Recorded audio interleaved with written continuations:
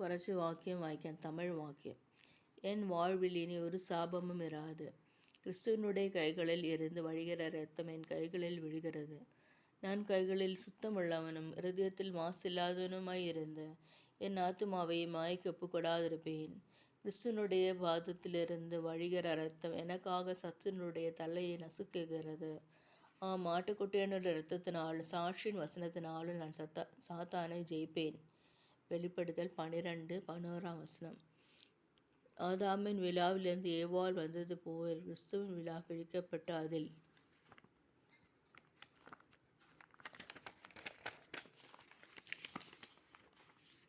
வழிகிற இரத்தத்தின் புண்ணியத்தினால் கிறிஸ்துவனுடைய மணவாட்டியாக நான் உருவாக்கப்பட்டிருக்கிறேன். நான் கிறிஸ்துவனுடைய சரீரத்தின் அவயமாயும் அவருடைய மாம்சத்திற்கும் அவருடைய எலும்புகளுக்கும் உரியவனாயும் இருக்கிறேன். இயேசுவினுடைய இரத்தம் சகல பாவங்களை நீக்கி என்னை சுத்திகரிக்கும். நான் என் பாவங்களை அறிக்கையிடும் போதெல்லாம் கிருபையை என் பாவங்களை மன்னித்து எல்லா அதிசயங்களை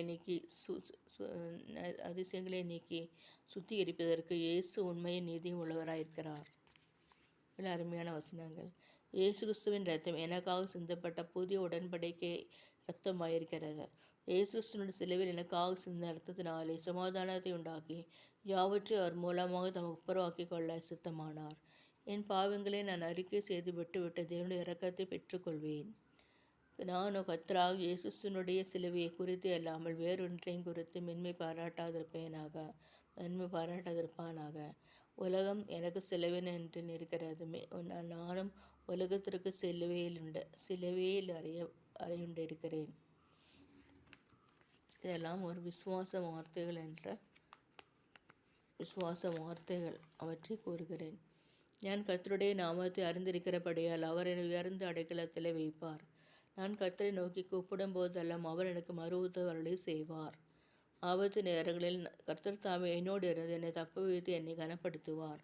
நீடித்த நாட்களால் என்னை திருப்தியாக்கி அவருடைய ரட்சிப்பை எனக்கு காண்பிப்பார்.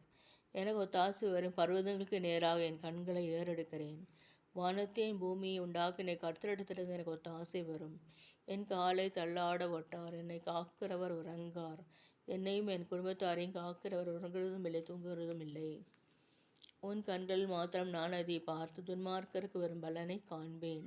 கர்த்தர் எனக்கு அடைக்கலமாக இருக்கிற உன்னதமான கர்த்தர் எனக்கு தாபரமாக கொண்டிருக்கிறேன். ஆகையால் பொல்லாப்பு எனக்கு நேரிடாது. வாதை என் கூடாரத்தை அணுகாது. என் பாதம் கல்லில் இடராது படிக்க தூதர்கள் என்னை தங்கள் கைகளில் ஏந்தி கொண்டு போவார்கள். சிங்கத்தின் மேலே விரின் பாம்பின் மேலே நான் நடந்து பாலசிங்கத்தை வலு சிற்பத்தை மிதித்து போடுவேன்.